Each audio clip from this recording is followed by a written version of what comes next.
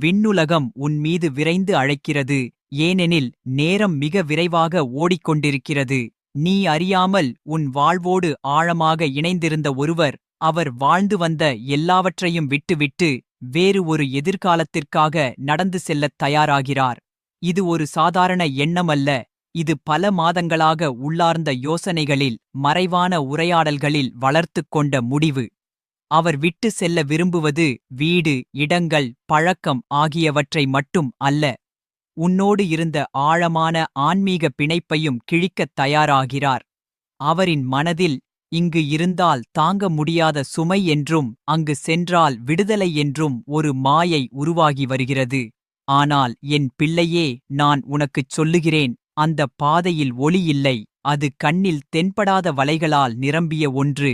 வானத்தின் தூதர்கள் உன் அருகே நிற்கின்றனர், உனக்கு எச்சரிக்கை சொல்ல.